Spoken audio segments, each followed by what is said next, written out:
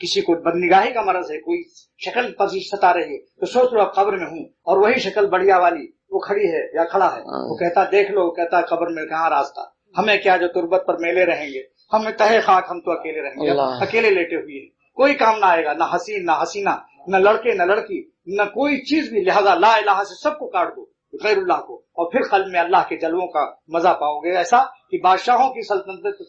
तख्त ताज भी आपको बेकदर मालूम होंगे। दोस्तों, मुसलमान को तो अल्लाह ने उन्हें मत दी कि झोपड़ी में रहो, अगर खुदा न खास्ता कोई गरीब है और उसके कपड़ों में पैवन लगे हैं, चटनी रोटी खाने को मिली है, अल्लाह का नाम लेकर तो देखो, कभी कभी ऐसा होता है गफलत और सुस्ती से जिक्र में नागा हो जाता है। तो बाज लोग समझते हैं मामूली बात है, लेकिन जब जिक्र का नागा होता है तो रूह का फाका होता है।